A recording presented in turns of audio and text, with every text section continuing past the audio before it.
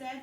And like I said, it's not that I don't think that y'all know how to do the Success Ed, but because we have had to do different schedules, and this year has looked a little different, I just wanna go over a few things. So I'm going to do a student who I know that I have an ARD for them coming up. So give me just a second.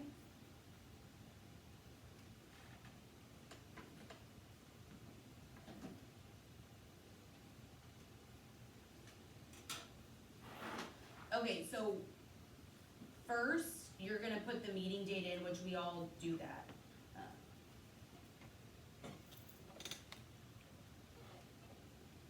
Okay, so this is one issue that has been happening.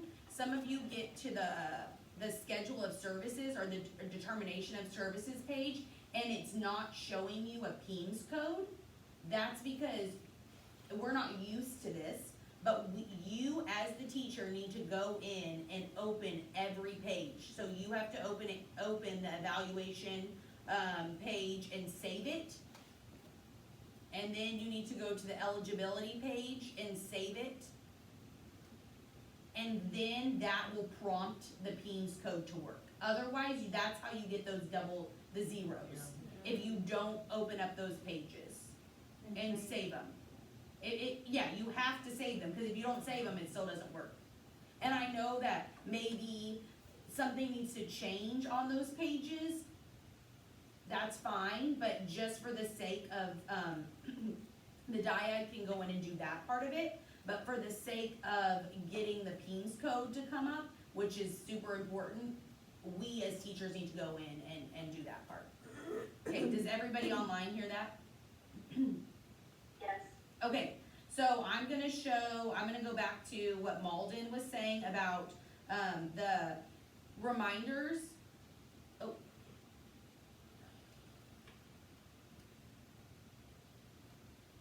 Be sure to put the PLAF, in the PLAF screen. So update the sections in the PLAF for every ARD. This is something Deborah really wanted us to mention. Kids' information should change year to year. And we don't want to just be using the same information over and over and over again. So when we are doing the PLAF page, and it's easy to do that because the information is auto-populating in there, but I need to go in and go back into physical, go back into behavioral, go back into discipline, functional, all of that, and actually update it. So you can still go back in and use the ellipses to fix things, but it needs to change. Because first of all, a kid has probably changed from year to year. So if I just put, like discipline, they may have had discipline issues this year that they didn't have in the previous year. So you do need to make sure that you are addressing all these. The other thing that I'm gonna say, even as a teacher, I haven't been as good about this year, because I feel like I'm always trying to catch up, is the academic. If you don't wanna put it here, put it at least on the goals page. Put something about benchmarks or CBAs that they've taken, just so, because we don't have STAR data to put in there. Like normally we would say, even on the STAR page, oh, they failed in 6th grade or 5th grade or 7th grade, whatever it was the year before. We don't have that. So put something in here so we see some kind of data, gates, CBAs, even their iReady. This is a good place to put how they came out on their iReady. So put the scores here, not Yeah. just on the goal where we Yeah. do the plat for the goal. Yes, Okay. I mean, yes. Okay. So and remember, somebody the other day didn't know this. It may be Lewis, I'm calling you out. You can come to the little dots in the bottom right corner and pull down to make any of the writing text boxes larger, if you didn't know that. So maybe it wasn't Lewis. It might have been Howell that didn't know that. I can't remember. So anyways, you can pull those text boxes to make them easier to write in. There's no gates in, you don't give it anymore. We don't? Well, that'd be good. Well, the sixth graders did at the beginning of the year, No, in gen ed classes. no. Yes, yes. Cause a kid did it this year. Oh, some teachers did it like on the side. Okay, so maybe don't use Gates, but some of the sixth graders do have Gates scores. Study Sync, you can use Study Sync, if there's anything in Study Sync for, Well, the Language gen ed Live has kids. a Lexile level benchmark. Yes, I would put Language Live information in here, Okay. since they want that, data, you can put their benchmark, and you can put their Lexile levels. Yeah, cause our kids don't do study sync. Right. Okay. And if the kid is doing the transition, remember they added this, and this is a little, they didn't tell us about this edition. Make sure you put whatever, whenever you gave the transition attached, whenever you discussed the transition plan with them, this date right here. Cause they kind of throw this part in there, the transition, now they've added the date under it. And then, remember, you don't have to, actually, I'm not saying you don't have to, do not write in these deliberations right here, at the end of every page. We have the deliberations page that everything, we put everything on, you go to our shared folder, copy and paste the deliberations, pop it in the deliberations page, and then edit from there. Okay, so I'm gonna save this. Okay, this is the tricky part, and I am, going to call out Ed Stein, cause she said this, and I was like, that's amazing, I didn't even think about that. So, schedule of services, or the determination of services, it has to go current, alternate, next. And I'm not saying that to be like mean or anything, but if you don't do it in that order, it will not save, like, it throws everything off It took me forever to figure forever, it like, out. yes, you cannot, it won't do peens correctly, it won't, like, pull things over, it just, everything, I don't know, the accommodations get messed up, everything wrong can happen to it if you don't do current, alternate, next. And Epstein was like, oh my God, can, C-A-N, can, But current, I don't- alternate, next. I was like, oh, I don't understand, the mine have usually gone, current, next, alternate. You have to change it. you have to change that. Can you move them or do you have to delete? You them? have, No, no, you you just, have to delete it. so Sure, so I don't when you have make to- it, like you made the first one, then when you click to add a new one, it's gonna say next, you have to go change that to alternate and change the dates. 'Cause my last one was like that, and I And then realized- you'd have and to do I knew that next I preferred it later. to be the other way, Yes. but I didn't know how to change it, so I just. You, left it. Okay, you so have to think- change it before you make the. Think about it this way, it needs to be current, alternate, next, because if you do current, next, current is what's happening right now, next is obviously what's gonna happen next year. The Alternate, it yeah. goes with the current page, Right. cause the alternate page is there to discuss the virtual / remote schedule. So it doesn't really make sense to have that third, but it won't pull, so like, say you have a sixth grader, and, you pull it, and it goes to the next, you have to adjust their next page most of the time, because like math is not double blocked. So you need to be cutting down those minutes. Well, if you change that on that page, on the next page, and then you hit the green plus again to do the alternate, then it's gonna pull your next page, which is not right. Then you're gonna have to go back and change your alternate, and that, it doesn't always save.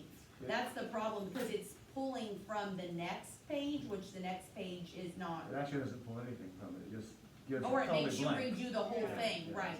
So you, but sometimes it also, like, it won't save it correctly. Malden and I have several times had to go in and delete people's pages, cause it won't pull the peens correctly. It just messes everything up. So please, please, please, so you're going to hit the green plus. I'm not gonna change anything, just, so I have my current page. I'm gonna press save, so I'm saving my current year. So make any changes, then press save. Then you hit your green plus again. And then you're going to change where it says next here, you scroll down, hit alternate. Yes, okay, I wanna do this, cause it's okay to override. Then you're going to have to change the dates, cause it won't let you save it. So your service's start date, it also, because it's an alternate, it won't let you start on the same day as the ARD. It's be the day. So it has to be the day after. So if my ARD was, I think, 3/24, then I automatically am gonna have to pick the 25th. This is the other thing. It doesn't matter if that's a Saturday, just pick the next date. Okay, so the next date after whatever date the ARD was, that's what you pick. And then duration of services, that is the end of the year. So now it's 5/21/2021. And then that should save it. Well, you have to change it out of volumes, but yes. And then you're going to, oh. Yes, I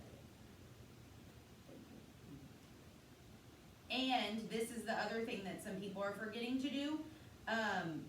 You need to make sure you're checking the instructional arrangement and that the student's day is commensurate with their peers. A lot of us are forgetting to do those two checks, so make sure that you're checking both of those. And then you would hit save.